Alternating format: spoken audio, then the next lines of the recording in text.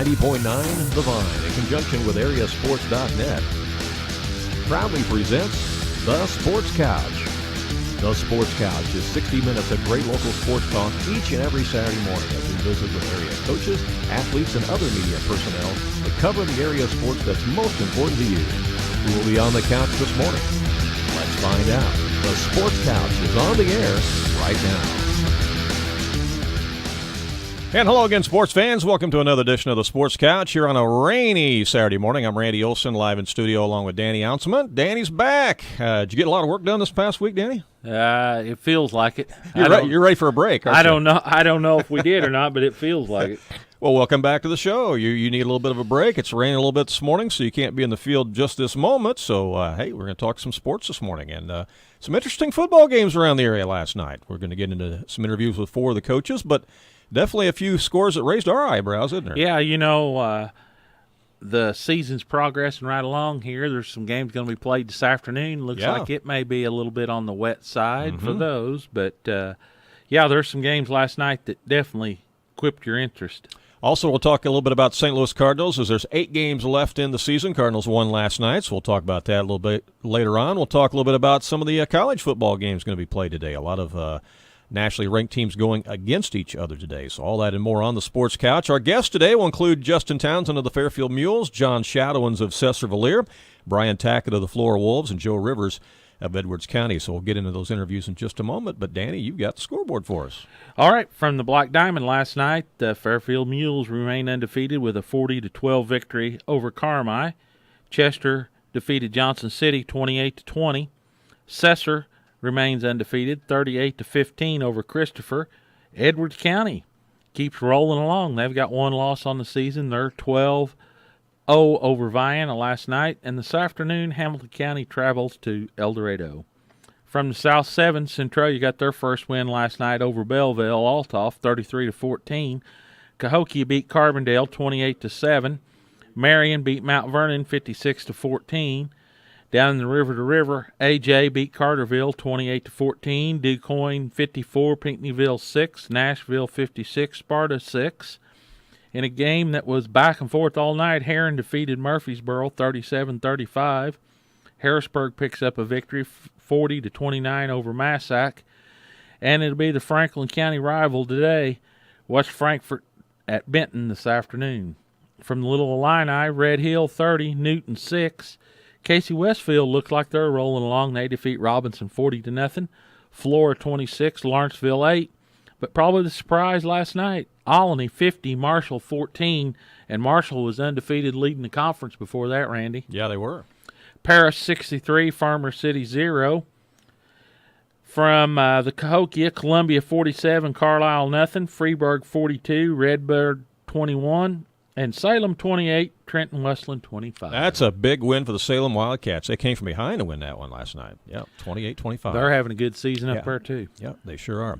And another team having a great season, of course, is those Fairfield Mules, as they are now 5-0 on the season after going on the road last night and winning at Carmi. And joining us right now is Coach Justin Townsend. Good morning, Coach. How are you? Doing good.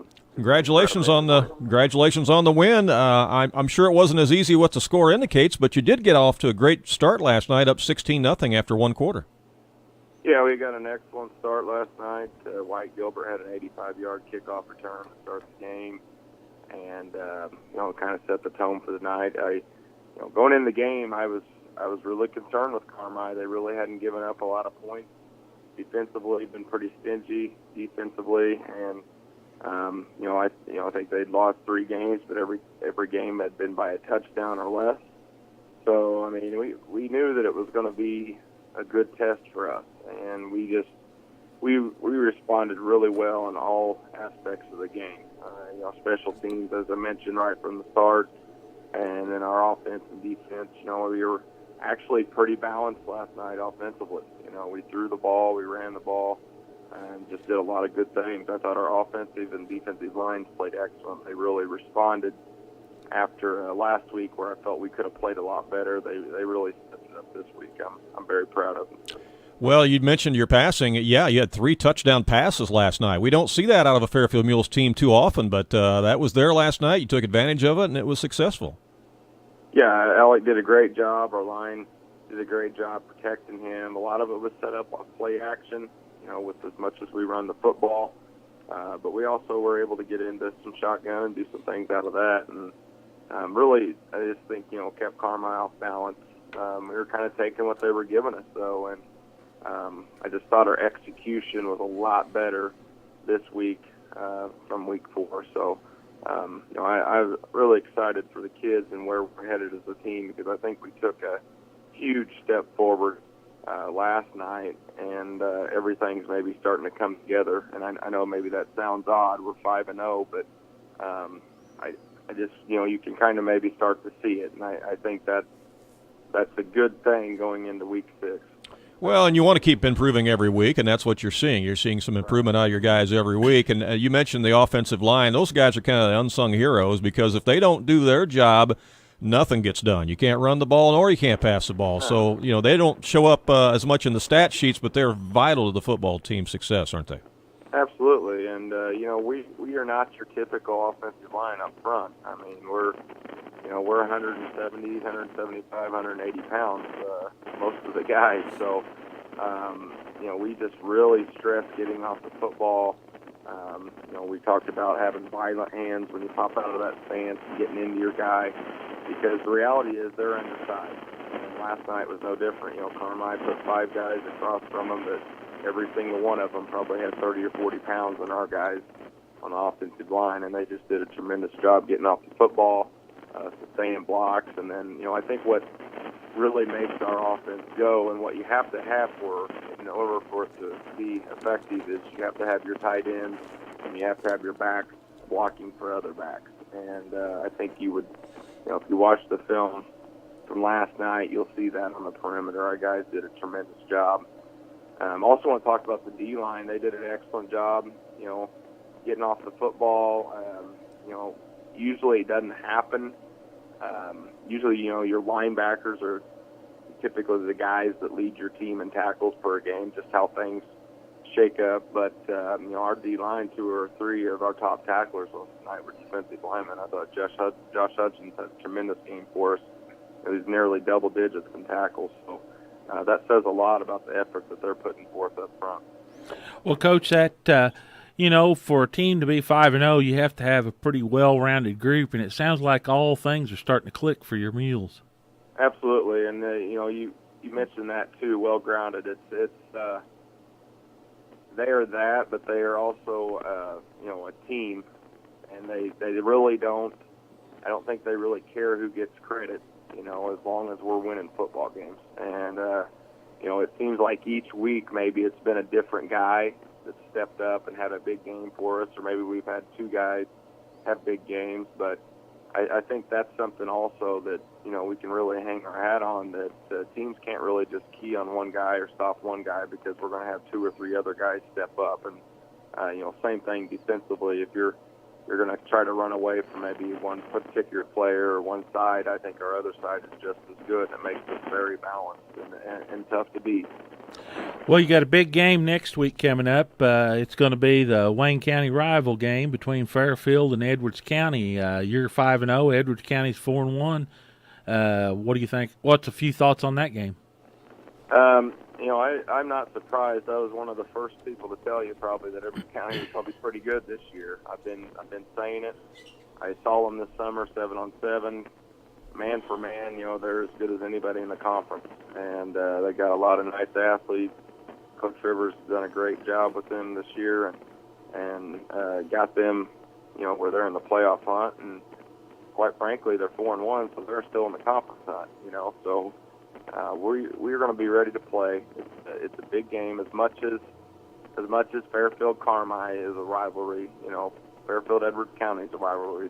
These kids, they live 15, 20 minutes apart. They see each other a bunch. They talk a lot. So it's going to be fun. It's going to be a great environment, and we're excited to play in a big game like this, a meaningful game, week 6, and I just think it's going to be a great environment for our kids. Well, talking about that, it kind of gets prepared for later on when you play in some games like this. If you don't have games like you got coming up next week throughout the season, Then you get to the playoffs in the first round, and there's a lot of excitement and things like that. You know, this is a step in getting prepared for that, isn't it? Yeah, and I like how our schedule sets up. I mean, we're very, very backloaded. I think Edwards County, El Dorado, and Cesar are obviously playoff football teams. I think Vienna's going to be right on the cusp, but I like how it sets up for us. Obviously Edwards County is going to be a big game. We go down on a Saturday to play Vienna, so that's kind of like a potential playoff scenario, where you're playing on Saturday the practice week, and then you're going to be playing two of the best teams in the conference, week 8 and week 9. So, I think it's going to be good for us to be tested as we go into the playoffs. The big thing is you just want to come out healthy from it. And, we got a few guys banged up right now, and we're hoping we can get healthy for the final push. But the good thing about what we have is we have some depth. We have some guys that can step in and just do a great job for us and not skip a beat. So that's exciting, too, to see guys step in and just, pick up the slack and next man up mentality. Yeah, I think Cesar may have took another blow last night. They lost their running back for the season last week, and their quarterback got injured last night. So, sure, Coach Shadowens kind of scratching his head a little bit here this morning. Yeah, I'm sure he'll figure it out. He always does, But it's interesting, when anytime in our conference when you lose one or two of your top guys, it really changes the complexion of your team. And you kind of go to maybe in a different mode and approach games a little differently. And so it'll be interesting to see how all that plays out. And, with our guys, we're just, we're going to get together as a staff, and we're just going to put together the best game plan we can week to week. And sometimes we have guys playing in different spots. Last night was a perfect example with what we felt like Carmi was going to do offensively. So we shuffled some guys around, and you like to start out the year saying that you're going to do this, and you're going to stay in this, and you're not going to deviate from it. But when you get into games and you start watching film and week to week, I feel like it's important to maybe tweak some things, especially defensively. And, I'm just thankful that we got guys that are able to respond to that and just go play. And that makes things real easy for us as a coaching staff.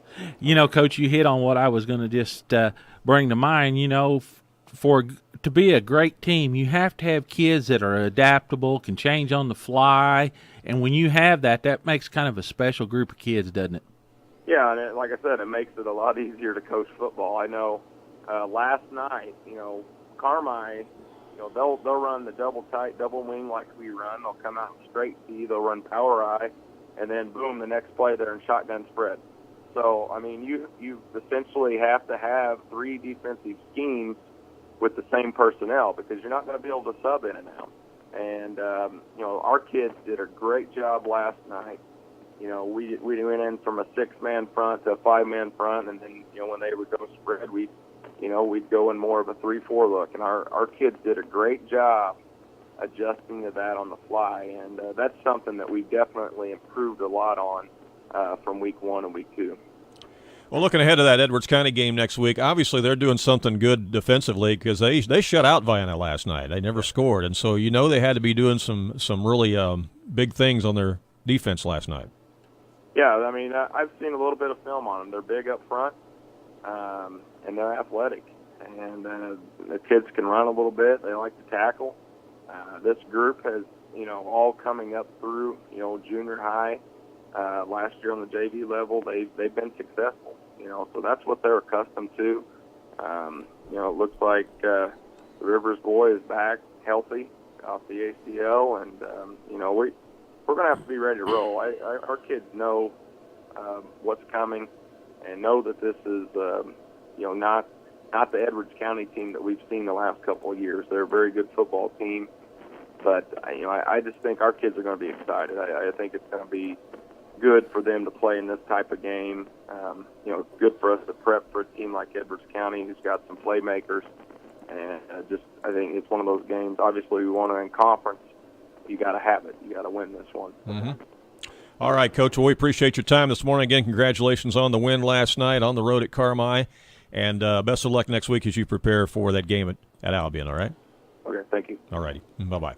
As Coach Justin Townsend of the Fairfield Mules, 5-0 on the season after going 9-0 in regular season last year. And I tell you, they got that program going well. He's got things rolling right on along, and he talks about other teams being good teams. He's got a good team there. He does. But, again, a key to that is you got to stay healthy. And, later on the show, we're going to be talking to Coach Shadowens at Cesar-Valliere, and, he's 5-0, but he's got to be feeling a little bit peculiar this morning because he's lost, a couple of really, really good players.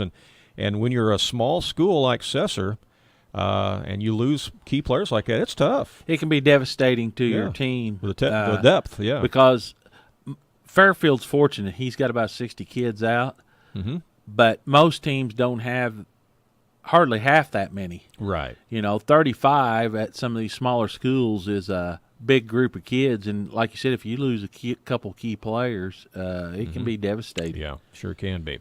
So stay with us. When we come back, we're going to shift gears. We're going to talk to Coach Joe Rivers of the Edwards County Lions, kind of preview their side of things on the game next week with Fairfield, and talk about their win against Vienna last night. Stay tuned. We'll be right back. It's the local sports talk show that everyone is talking about. It's the Sports Couch on 90.9 The Vine and AreaSports.net.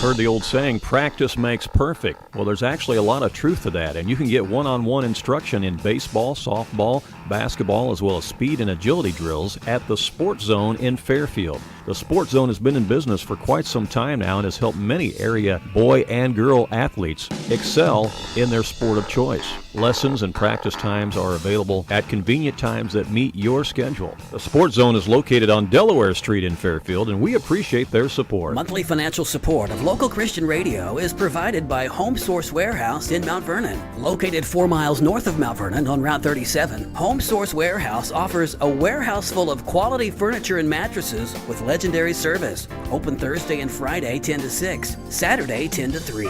You can find them on Facebook, and their website is homesourcewarehouse.net. Their phone number is 204-5515. Home Source Warehouse, where style is affordable. Sometimes you need an attorney who can look out for your interest. Located just a short drive away in Mount Vernon, Olson and Reeves offer a free consultation to discuss your needs. Everything is discreet and confidential. At Olson and Reeves, they can provide you with consultation and assistance with traffic law and DUIs, estate planning, living wills, divorce, real estate contracts, personal injury and accidents, as well as medical malpractice. Call Olson and Reeves, attorneys at law in Mount Vernon at 316-7322. Accidents happen. It's part of life. But when an accident occurs with your car or truck, you can count on the professionals at Cesar Auto Body in Cesar. Whether you have a collision with a deer, a building, a parking post, or another vehicle, Cesar Auto Body in Cesar can restore your car or truck to look like nothing ever happened. That's why many people in Southern Illinois refer to Cesar Auto Body as the Collision Pros. We appreciate the underwriting support of Cesar Auto Body in Cesar.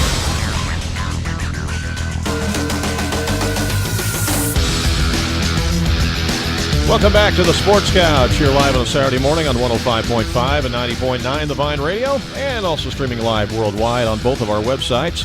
Live video streaming right now at AreaSports.net and live audio streaming at WVYN.org. I'm Randy Olson, live in studio along with Danny Anselment.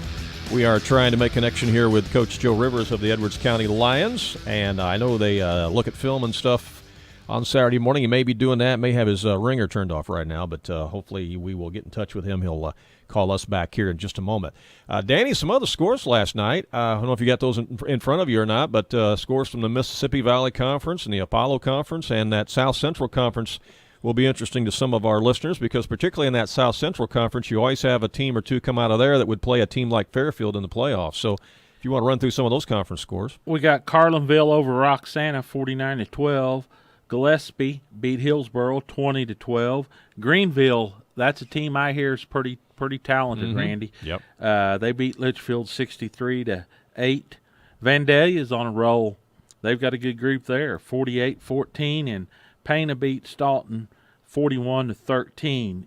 Mount Carmel defeated Washington, Indiana last night, 61-20. Put a lot of points on the board. Yeah. The Battle of Breeze Mater Dei beat Breeze Central 33-7. They call that the Milk Bowl in Breeze. The Milk Bowl. That's an annual game that they play against each other. You know, they're just across town from each other. Yeah. They call it the Milk Bowl. Yeah. All right, the Apollo Conference, Mattoon 31, Mahomet Seymour 21, Mount Zion 23, Charleston 6, Taylorville 43, Lincoln 26. Effingham puts it on Macomb 54-19 last night. Muscuda beat Jerseyville 28-21, Highland 44, Triad 14, Bethalto 20, Waterloo 7. And in case you missed it, Fairfield beat Carmi 40-12, Chester over Johnson City 28-20. You know, Chester's a team, Randy, that may run that table now. They played the top end of their schedule. Yep. Right off the bat. Front loaded, yeah. They're 3-2 instead of being backloaded. They had the heavyweights on the front end, and they may run the rest of their table. Yeah, they're 3-2, right? Cesar beat Christopher 38-15. Edwards County shuts out Vienna 12-0, and this afternoon it'll be Hamilton County at El Dorado.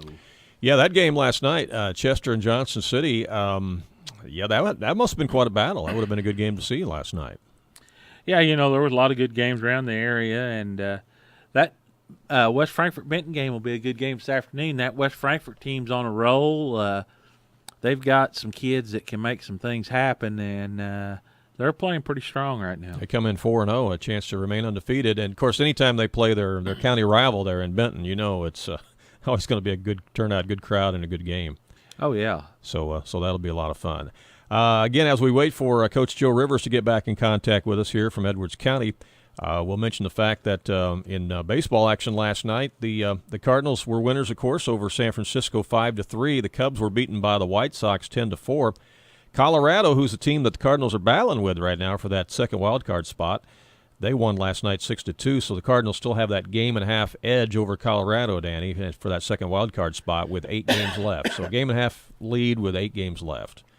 Yeah, you know, every game's important right now. The Dodgers have overtook Colorado. The Dodgers are a team that's probably one of the hotter teams in baseball right now. Although they did lose last night to San Diego 5-3, but given their schedule here at the end of the year, you'd think the Dodgers are going to be right there. And, I mean, they should take care of the Padres. We'll see what happens today. And then Milwaukee picked up ground on the Cubs last night as they beat Pittsburgh 8-3. So, again, Milwaukee's only a game and a half behind the Cubs in the standings of the National League Central. So, I mean, the Cubs have not won this thing yet. No, and, you know, Milwaukee went out and picked up some key components. They did. And they've got a pretty good team. It definitely looks like they duped the Cardinals on Christian Yelich. He looks like he's going to be an absolute steal. Yeah, they did. They did. There was a lot of us that were wanting Yelich. We ended up getting Ozuna, and Ozuna's been okay, but you look at the numbers that Yelich has put up, and you got to figure, well, if you had your druthers, you probably would have had Yelich. You know? Well, and he's a left-handed bat. Exactly, yeah. He's an excellent center fielder. Not that Bader's doing a heck of a job for the Cardinals. Oh, He's yeah. brought some excitement stuff there.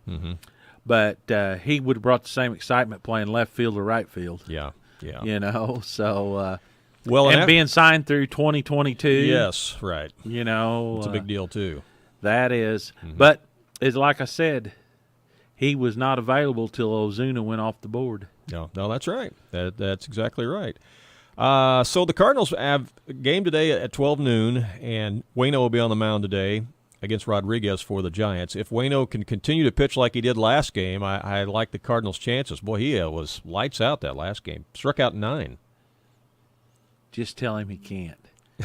Yeah, that's not the way it is. He's motivated that way. You know, everybody, this guy has been a fierce competitor his whole career. And people were writing him off. He was done. You know, And then the Cardinals had lost 3 or 4 in a row, and we really needed to win, and he knew it. Sometimes things like that really motivate and drive people. He knows he's to the end. He knows that. Oh, yeah. He's a realist. He doesn't think that he's going to be able to throw this baseball his whole life. But you just look around the games. Tyra Buss is another one that comes to mind. Her whole career, they've told her that she wasn't big enough, she wasn't fast enough, she wasn't strong enough, she couldn't do it. And every time somebody tells her that, it just motivates her that much more. Exactly right. Wayno's kind of the same way here. I look for him to have a real strong push here to the end of the season. The bad part about that is it's probably going to make the Cardinals really come up with a tough decision after the season's over here. Yeah, that very well could be. But, hey, again, back to the Brewers and the Cubs, all right? The Brewers a game and a half behind the Cubs, 8 games left to play. Cardinals are going to be playing the Brewers 3 games. Cardinals are going to play the Cubs 3 games. So there's still a lot to be decided. Wouldn't it be something if the Brewers do overtake the Cubs and the Cubs end up in that wild card game with the Cardinals? 1 game, winner take all to move on. Would that be crazy or what? That'd be crazy, and it could happen. Billy Baseball, are you listening It to this could this happen. morning? I'm telling you, it could happen. The Cubs are without Addison Russell now. He's been suspended because of some issues apparently with his wife. So, again. Boy, the Cubs were catching a lot of flack about that. They were. They were catching a lot of flack to do something. Yeah. And, at this point in time, you sure hate to see disruptions like that at this stage of the season. You just can't afford to have those kind of things happen. And I don't know. It'll be interesting to see that, but the final week of baseball season is going to be a very exciting time here. And I just hope these young guns the Cardinals got have enough left in them to be able to get this deal finished. It'll be interesting to see. A key injury right now in baseball right now could be the difference between somebody winning the division and somebody not winning the division. And this deal for the Cubs, it'll be interesting to see if it pushes them maybe out of first place here because it's become that big of a distraction. There's a lot left to be determined in a short time, and for Major League Baseball, they have to be really excited about this because by this stage, a lot of things are already locked up and secured. But in the National League, it's pretty well wide open here still, and everybody's got a chance, and some of the players or some of the names on the teams could change on who's going to be in this hunt and who's not going to be. So it'll be a good week of baseball. Hopefully the Cardinals can continue to win. They've got some young guys that have really picked up the pace and made baseball exciting in St. Louis. Once again, they had another sellout last night. So they're on their final home stand. It'll be interesting to see how things turn out today. Joe, we got you. Hello. Well, I thought we had him, Danny, but I don't know. I'll keep trying here. You want to go back and check some of those scores from the top? Maybe some people missed some of the Black Diamond scores and Low Illini scores and South 7 scores. Okay. From the Black Diamond last night, Fairfield defeats Carmi 40-12, Chester 28, Johnson City 20, Cesar 38, Christopher 15, Edwards County 12, Vienna 0. That sets up 5-0 Fairfield at 4-1 Edwards County next week. In an afternoon game today, it'll be Hamilton County at El Dorado. Centralia gets their first win last night, 33-14 over Belleville. Cahokia 28, Carbondale 7. Marion 56, Mount Vernon 14. Down in the River to River, AJ 28, Carterville 14. DuQuoin remains undefeated, 54-6 over Pinckneyville. Nashville defeats Sparta 56-6. In a barn burner, Heron defeated Murfreesboro 37-35. Harrisburg 40, Massac 29, and West Frankfort plays at Benton this afternoon. All right. Well, not sure what's going on there, if there's a issue with Joe's phone or whatever, but we're just not able to connect with him, so we apologize for that. If there's a chance to still squeeze him on later on in the show, we certainly will try to do that. We'd like to talk about their win last night. certainly, as the Lions advanced to 4-1 on the season, as they shut out Vienna last night, 12-0. It's one thing to win the games, another thing to shut them out. And you mentioned earlier off the air, Danny, the fact that score was 12-0 pretty early, and then nothing else happened. Yeah, both teams just went into lockdown mode, evidently, because I caught that score early in the second quarter, and it was 12-0. Right. Coming up, though, we are going to talk to Coach John Shadowens of Cesar-Valliere. They got a win last night again to improve to 5-0 on the season. Also, Brian Tackitt is going to join us as well from the Flora Wolves. So we'll come back with more of the Sports Couch right here on AreaSports.net and 90.9 The Vine. Stay tuned.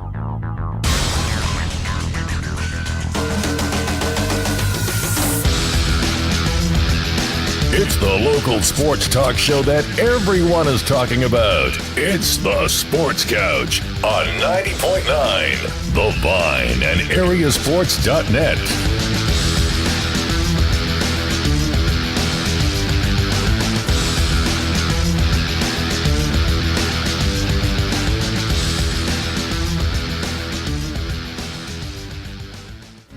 This is your home for best Christian music. WVYN, Blueford, Wayne City, Fairfield, Mount Vernon. And now on Translator, W288CO Centralia, broadcasting at 105.5. A service of Real Life Radio Foundation. The best Christian music, 90.9 The Vine. Underwriting on 90.9 The Vine is provided by Bean Insurance of Mount Vernon. You know, everyone knows that they need insurance, but very few people want to shop for insurance. Well, the staff at Bean Insurance of Mount Vernon makes it easy. They help you understand your insurance needs and explain the different options that you have. Bean Insurance represents multiple lines of insurance to give you very competitive rates. Just look for the green roof at Bean Insurance, downtown Mount Vernon. They're on the web at beaninsurance.net. The Vine thanks Coons Computers in Mount Vernon for their underwriting support. They repair iPhones, provide managed IT services that include antivirus management, monitoring and updates, web protection, remote access, and content filtering. Coons Computers also offers off-site data backup solutions, risk intelligence, computer sales and repair, and a full line of accessories. They are located at 2409 Broadway in Mount Vernon. Their website is coonsinc.com, and their phone number is 242-7514. Accidents happen. It's part of life. But when an accident occurs with your car or truck, you can count on the professionals at Cesar Auto Body in Cesar. Whether you have a collision with a deer, a building, a parking post, or another vehicle, Cesar Auto Body in Cesar can restore your car or truck to look like nothing ever happened. That's why many people in Southern Illinois refer to Cesar Auto Body as the Collision Pros. We appreciate the underwriting support of Cesar Auto Body in Cesar.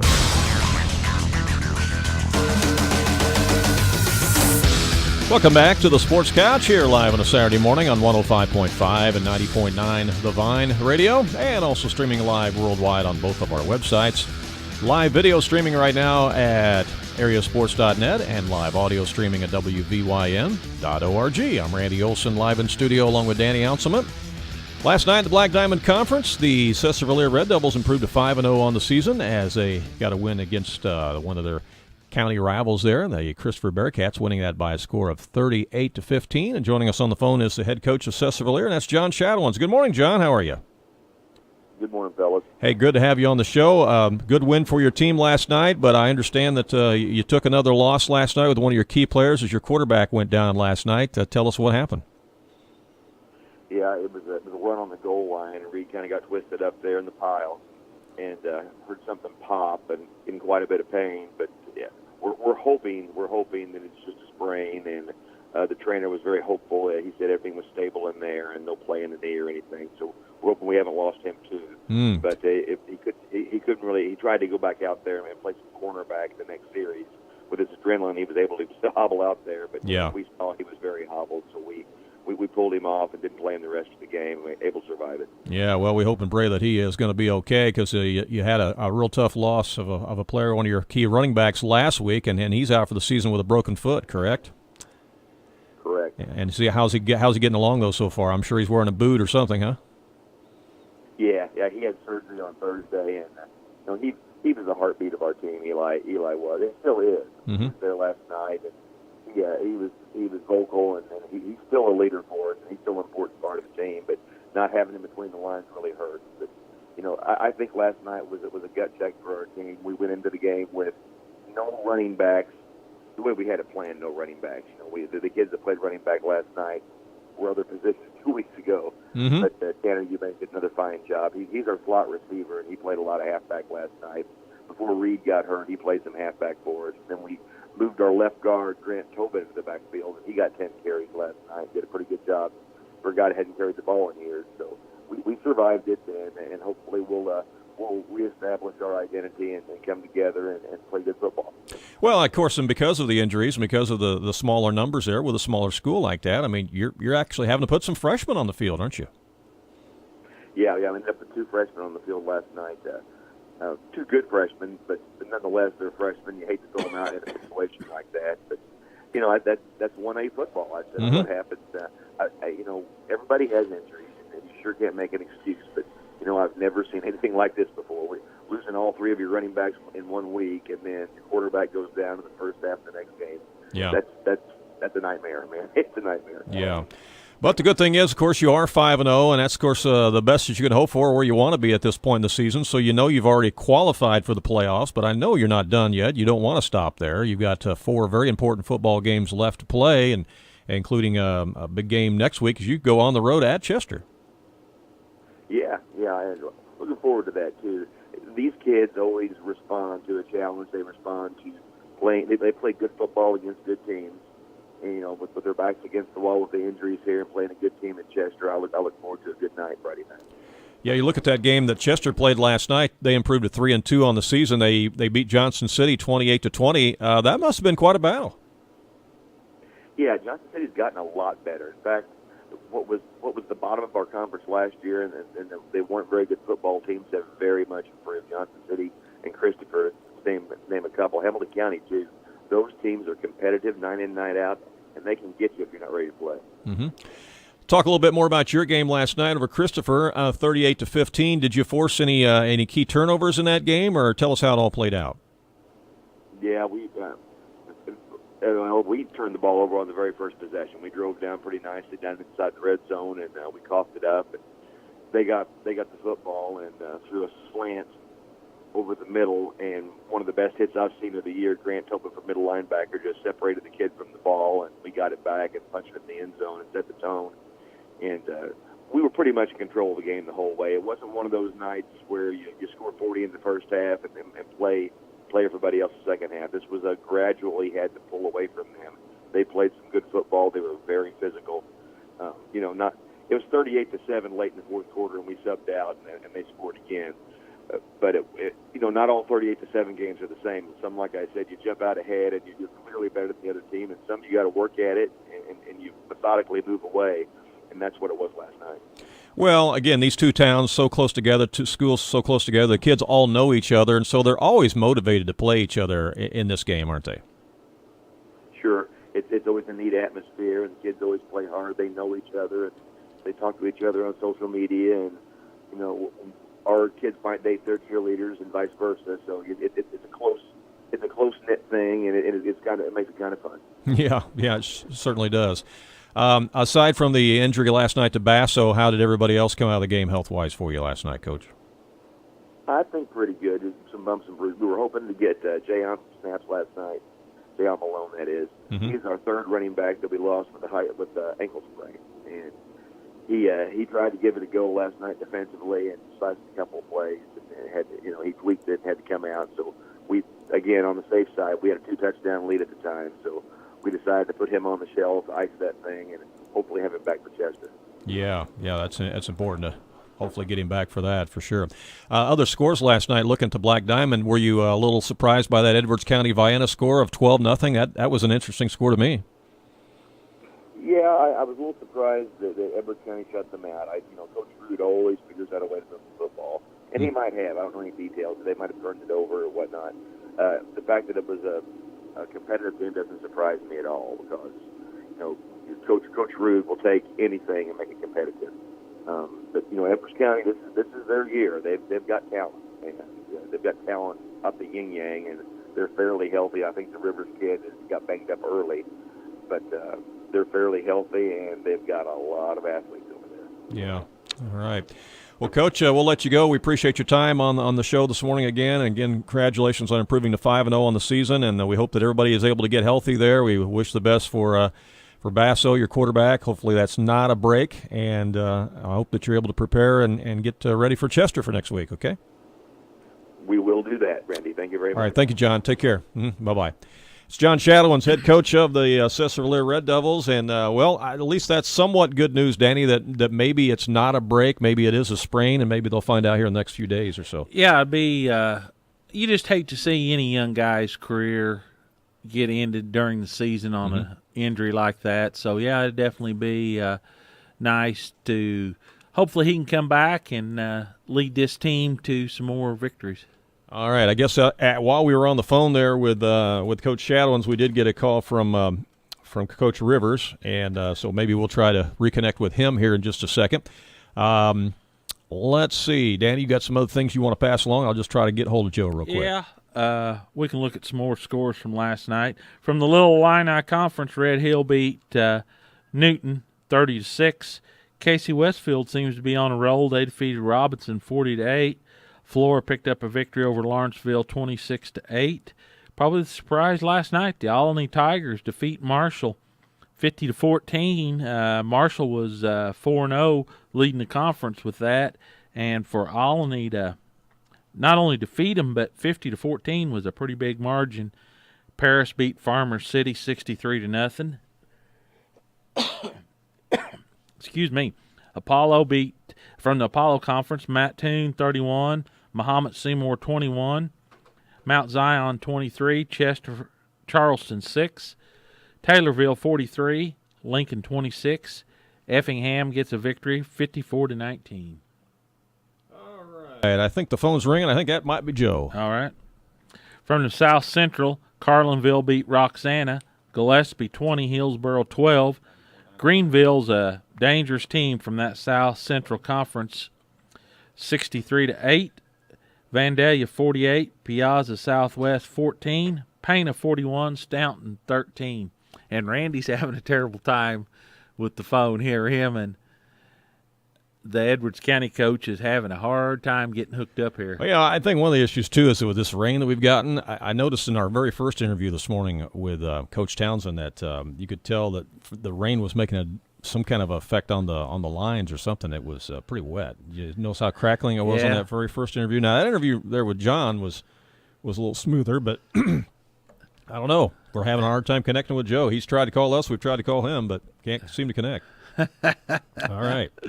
Technology, it's great when it works. You know, it is. It's just one of those things that some days it's just not meant to be, you know, so. All right. Well, while we wait for him to maybe call us back, we got some time before we get with Coach Tackitt. Some big college football games today, Danny. Georgia is at Missouri. Georgia, the number 2 ranked team in the country. If Missouri really wants to lay claim to being a member of the SEC and they really want to play with the big boys, here's their chance. You know, I mean, you got to step up and do something here. So we'll see what happens. Well, yeah, you know, to be the man, you got to beat the man. And they're going to have to beat some of these upper echelon teams. I mean, they wanted in the SEC. You know, they got their wish, but, boy, you got to be able to beat somebody in that conference, you know, if you're going to stay there. Also today, you've got Michigan State on the road at Indiana. Indiana is 3-0, and they're playing at home, so Sparty better not take them for granted when they go in there, or they could be in for a surprise. Yeah, you know, you just never know when you travel to somebody else's venue how things are going to work out. You got Alabama, the number 1 ranked team in the country. They play this afternoon at home against Texas A&M, and Texas A&M is coached by a former assistant of Alabama.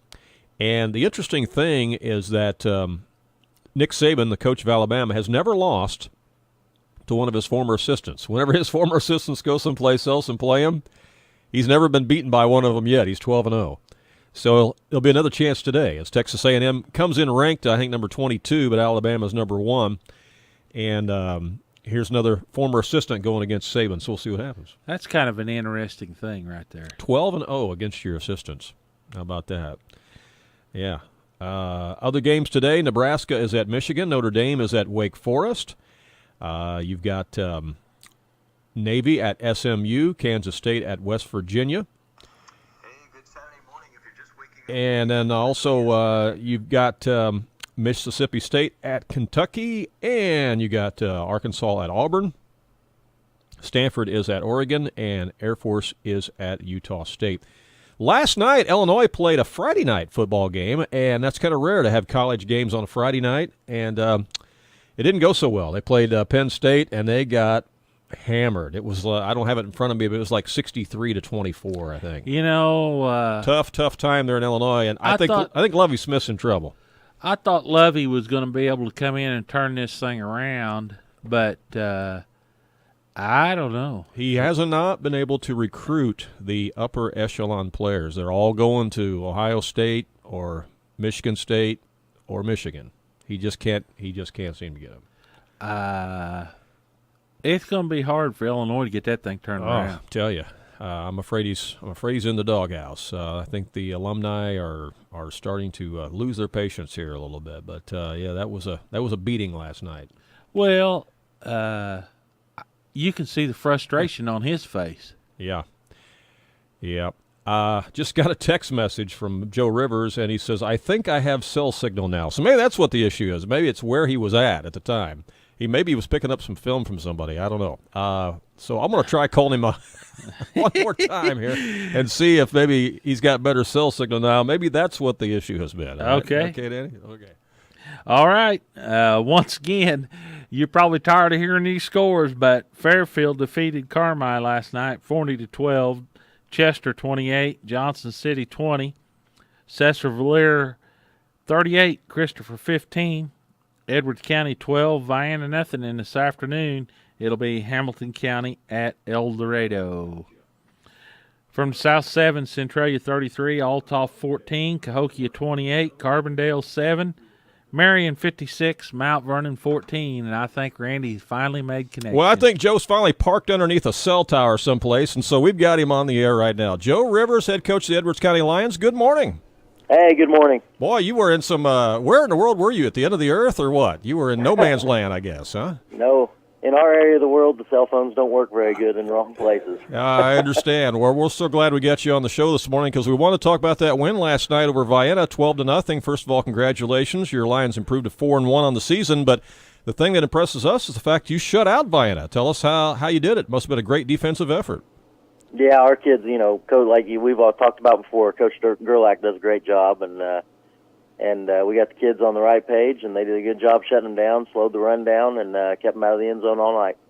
Well, Joe, now you can't be throwing out accolades like that. His head will be so big he can't come through the door if you keep patting him on the back like that. He's already got a pretty big head. Well, your team put 12 points on the board early, and then it sounded like it turned into the defensive battle the remainder of the game. Yeah, it did. We slowed down. Can't quite put my finger on what happened, but we didn't. We stopped getting stuff done on offense. But thankfully, the defense held on. Is your son back from injury too? Is that right? He's somewhat, yeah. Somewhat, okay. He's nursing it. Okay. Well, you got a big game, of course, next week. You're going to be at home there at Albion. You're going to be hosting Fairfield, who's 5-0, and Mules won, of course, last night at Carmi. What do you look for next week in the game against the Mules? It's going to be quite a battle. I look for a lot of running of the ball and probably a short game, but we'll see. We'll see how that goes. They're passing a little more this year. Coach Townsend does a great job. Kids are real solid over there every year we play them. So I'm expecting a pretty good game. They did throw 3 touchdown passes last night, which is a little bit different wrinkle for the Mules. So they did show the ability to throw the ball last night. But again, I think the biggest concern that Fairfield probably has with your ball club is the fact you guys are so big up front. I mean, your line, you're winning games in the trenches, are you not? Yeah, for sure. The defensive line especially, but yeah, they're doing a good job up front. Our, just like every year, our weaknesses we've got we're short on depth, but the kids we got up there that are our first team guys are pretty good. Well, you got to be excited to be sitting at 4-1 right now. I mean, you really do, and you've really turned that program around, it's headed in the right direction. And you're just one win away from being playoff eligible. But I know you want much more than 5 wins, and I have a feeling if the Lions keep playing the way they are and stay healthy, you're certainly gonna accomplish that. But you got to be excited with the direction that things are going.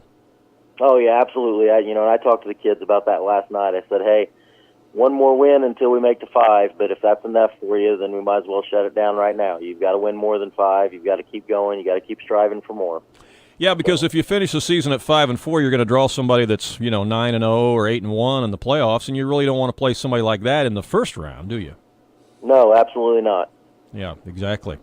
All right. Everybody come out of your game last night healthy against Vienna? Yes, everybody was healthy. We didn't get anybody injured. So we ought to be pretty close to 100% when we play next week. Have you watched any game film yet this morning? Not yet, no. I watched some last night of us. I watched us several times last night, trying to figure out where our offensive problem was as we went into the second, third, and fourth quarter. But, we'll get into that here this morning. Once I get done working, I'll be back to the house about 11, and we'll start watching the next game. All right. Well, hey, we appreciate your time, Joe. I'm glad we were finally able to connect there on the phones. And again, congratulations on the win and going to 4-1, and best of luck next week against the Mules, okay? All right. Appreciate it. Have a good day, guys. All right. You too. Bye. Take care. Bye-bye. It's Joe Rivers, head coach of the Edwards County Lions. And, it was all came down to where he was located at, the cell connection. And sometimes that's a struggle here in parts of Southern Illinois. No doubt about that. Hey, we'll take another short time out. We come back. We're going to connect with Coach Brian Tackitt of the Flora Wolves. They got a win last night over Lawrenceville. We'll talk about that coming up here on the Sports Couch. Stay tuned.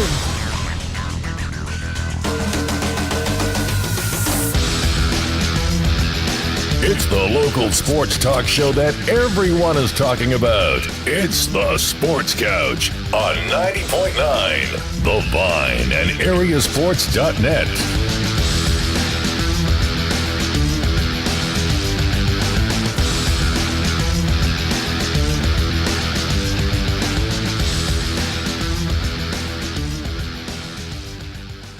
The radio ministry of 105.5 and 90.9 The Vine appreciates the underwriting support of Guero's Mexican Restaurant in Mount Vernon. Guero's offers the finest Mexican cuisine in a pleasant and inviting atmosphere in the heart of Mount Vernon's downtown. They are open 7 days a week, 11 to 9 Sunday through Thursday, and 11 to 10 Friday and Saturday. They are located at 222 South 9th Street in Mount Vernon. You can find them on Facebook, and their phone number is 315-6369. 90.9 The Vine is grateful for the underwriting support of Superior Steel in Wayne City. Superior Steel offers a complete line of structural steel, angle iron, cold roll, and a complete line of welding supplies. Superior Steel in Wayne City can be reached by calling 895-2838. 90.9 The Vine is thankful for the support of Superior Steel in Wayne City. Choosing a construction company is a big decision because many companies come and go. That's why Greenwald & Sons Construction is a name you can trust. With over 40 years of experience, Greenwald & Sons Construction in Wayne City and Mount Vernon specialize in residential and commercial construction, as well as remodeling. They'll be happy to talk to you about a church addition, business expansion, or new home construction. Greenwald & Sons Construction, the experts you can depend upon. Their number is 895-2044.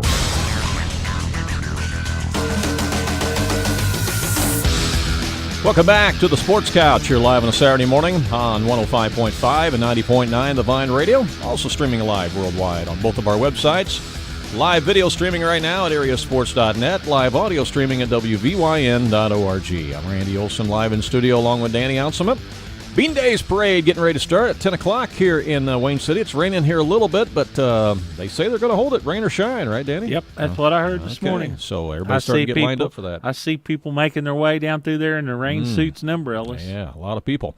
Hey, last night, big win for the Flora Wolves as we look at a Little Illini Conference football as Flora won over Lawrenceville by a score of 26-8. Let's find out all about it from head coach Brian Tackitt of the Wolves. Good morning, Brian. How are you? I'm doing well, guys. How are you guys doing? Well, just fine. It feels good to get a win after last night, doesn't it? It does. It does. You know, kids put in a lot of work, and you hate to go as long as we did without a win, but a little bit different atmosphere in the locker room last night. Well, I bet there was. There was. Walk us through the game and tell us how you did it. Yeah, it was a kind of sloppy game at first. We had turnovers on our first 2 possessions, and, of course, we were looking for our first win, so was Lawrenceville. So hated to let them get anything going first, so we talked about that before the game, but they did. They scored first on a nice pass down the sideline. Kid made a jump ball catch, and we got down 8-0, but we responded. We put one in the end zone before the first quarter got over, and then again in the second quarter. So we had the lead at half, 12-8. And second half, we played really well. Right the first, I told the kids in the locker room and challenged them. We have had trouble putting 2 quarters back to back sometimes, and we needed to put 2 quarters back to back to shut the door. And man, we got that. Our defense played real well all night long. We got in the end zone a couple times. Special teams played really well last night. Sean Wilson had a great night running the ball for us and punt return. He probably had 75 yards in punt return or more. So, second half we played well and shut the door and got a big win for us. Well, I guess that was a monumental win for the football program last night, too. I understand 500th win of the program. Is that right, at Flora Wolves football? Yeah. Yeah, 500. And, I knew that was coming up, or I thought it was. And so I did a lot of research last year and compared records with another guy that I know. And it was kind of weird. He was off, too, and we were off, too, but it was in the opposite way. So +2, -2 brought us right back to 496 is what we started with last year. Of course, we got 3 last year, and so it's been a calendar year really waiting for that. And we talk about it and the importance of it in the program, and I know these kids would appreciate years down the road being on the field for 500. And I don't know if they understand what that means right now. I think last night they understood more than what they thought they knew, and that taking pictures out there on the field and stuff. But cool experience, and I'm just happy to be a part of it. I love the program. I played in it for 4 years, and love coming back and doing what I can to, serve the capacity as a coach in any way. It's just, it's a proud moment for the kids, the community, and all those guys that have wore the jersey before. Oh yeah, for all of us that grew up in Flora, including myself, it's a special deal. A part of the program, 500 career wins for the program. That's pretty cool because you've got Flora alumni spread all over the country, obviously.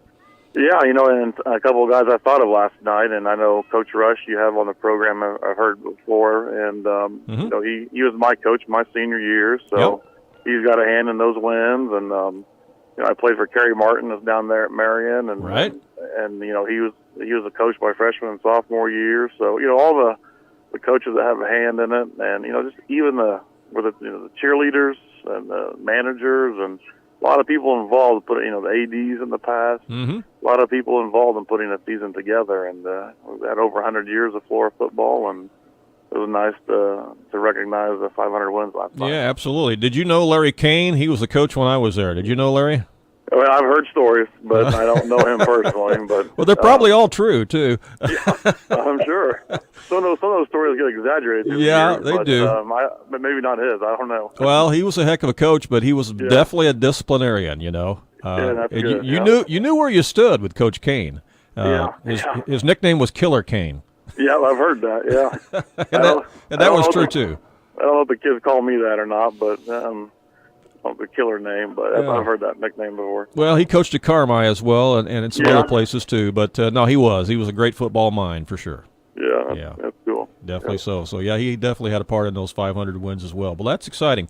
Well, now you're 1-4 on the season. You go on the road next week in the Low Illini, take on Casey Westfield. They are 2-3, and man, last night they put it on Robinson, didn't they? Well, we played Casey last week. I'm sorry. Yeah, I'm messed up here, aren't I? Yeah. Yeah, we'll go to Olney. You'll go to Olney, and Olney. Yeah. What is the deal with Olney going in and beating Marshall like they did, 50-14? Yeah. Well, I think not taking anything away from Olney. I think Marshall's quarterback was out, and had a couple other older kids that were out. But not taking anything away from Olney because they've got a nice team. They got a lot of good skilled kids, and they're well coached. And I think they're a little younger on the line, but it'd be a tough challenge for us. It's their homecoming. Last time we was over there for their homecoming, we stole one from them, so I'm sure they're going to remember that. It's a good little rivalry between us. The two schools pretty close. It'll be a tough matchup for us, but like I told the kids last night, 500 feels pretty good, but 501 will feel even better. So that's the goal for the week. Yeah, Coach, when you compete against towns as close as you and Olney are, there's a lot of big-time rival in that game, isn't there? There is, and something that's different that I didn't have and you guys wouldn't have had is, the social media. These kids talk, all the time. Right. And sometimes it's good talk, and sometimes what are you saying? We're old, Coach, or what? What's that? What are you saying? We're old, or what? Well, hey, I threw myself in that too. Yeah. But a couple of years ago, we had our we didn't have him, but the quarterback put on one of the social media sites something about wish he could play and good luck to the guys this week, and trying to throw a curveball at them, so they thought our quarterback was out, and we kind of talked about not discussing injuries on social media, which is a new rule. Which is a rule that we have with the team now. But and that was all. It was just a joke, and it was some fun. And he was playing, and the kids over there knew he was playing too. So they have some good kids over there, and hey, you got to try to get a leg up where you can. That's right. We don't have these NFL injury reports that we got to put out there, so they can be false or true. It doesn't matter. Yeah. Well, we were kind of wondering about that score when we sat down here this morning and we looked at the scores, and gathering all of our information. We thought, well, gosh, Marshall came in that game 4-0. How in the world did Olney beat them 50-14? But you mentioned the fact the injuries, that explains it. Yeah, I know the quarterback's out. I heard torn labrum, so I think he may be done for the season. And they had a couple linemen too that were out, and their numbers are down too. So they're kind of in a position a lot of teams are with the depth. They don't have a lot of depth, so there's probably putting out fresh soft type kids to replace them. And I'm just guessing. I don't know. Yeah. But, yeah. That probably had a little bit to do with it. But Olney's a good offensive team too. They put up a lot of points. So. Mm-hmm. All right. Well, I know you're a Fighting Illini fan, of course, but that was an ugly loss last night to Penn State, wasn't it? Well, I couldn't believe our game got over and looked at there's like a halftime, and so I could be able to get home and watch the end of it. But we must have been bad luck, because I think whenever I checked it once, it was third quarter and 28-24 or something like that, and next thing I know, I take a shower, turn on the TV, and it's like 50-something to 24. Yeah. But, it must have been a good game for a half. Yeah. And Penn State's pretty good, so I'm sure they got things going and started rolling. Well, we were just talking about this a little bit ago before we came on with you. I assume Lovey's probably, going to be in trouble up there. It just seems like that he's not been able to recruit the upper echelon players. Those guys are still going to Ohio State, Michigan, Notre Dame, wherever, He just hasn't been able to key in on those upper echelon players, has he? Yeah, you're right, and we've talked about this before. I'm a fan of Lovey. I think he's I am too. A good coach, yeah. and I'm rooting and pushing for him, pulling for him as more than anybody is. But you're right. I don't know. I keep saying he inherited a bad roster, and the first year was kind of a wash as he came in so late. But again, you can only say that for so long, and you got to see some results. But right. We'll see how they progress this year and the recruiting class next year. Maybe hopefully they'll give him at least another year to try to get things going. Yeah. Well, and how about our Cardinals? Game and a half edge here over Colorado with 8 games to go. What do you think? I think they might do it now. This is a big series. I was hoping they could sweep the Braves and finish that. It seems like they'll do a good job of getting 2 and not 3. But I'd like to see them sweep here, and maybe get at least 1 with the Brewers or 2, and maybe the series with the Cubs not have to be to get in or not. Maybe they could be a spot where they could be in and set whoever they want up for that wild card game. But it's sure wouldn't have thought this. I would be sitting here talking about this back in June. That's for sure. No, we sure didn't, did we? It's been fun. No. It's been fun. Definitely. Well, the thing that's interesting now, though, is the fact that Milwaukee all of a sudden is only a game and a half behind the Cubs. Wouldn't it be something if Milwaukee overtakes the Cubs and you got the Cardinals and the Cubs in that wild card game? Yeah, and I thought about that last night. I was checking the scores on the way home, and that last series then could be for home field advantage in the wild card. It very well could be. If you could stay within, a couple games of them. So, and that would be big. So sure. It's, and who would have thought on the AL side, you're talking about the Yankees not playing at home with the wild card. So I think it'd be cool to get that wild card game at home, and even cooler to beat the Cubs in that game. So. Yeah. Yeah, that would be icing on the cake right there. But then the other decision the Cardinals are going to have to make, assuming they do end up in that wild card game, is who do you pitch? Who do you start in that wild card game? Do you go with Michaelis?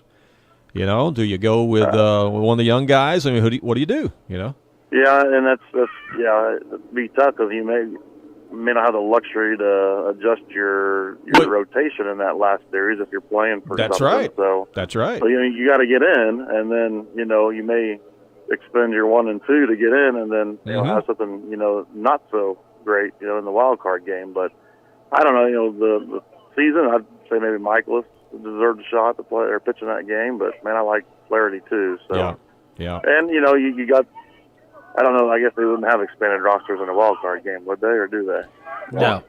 So you'll have to set your roster. You got to set your roster, yeah, right? Yeah. Mm-hmm. So because like last night, the Gant last night, you can pull him after 2, and Ross has pitched well, but you can do those types of things with expanded rosters. So the wild card game, though, you wouldn't really maybe have that luxury, but.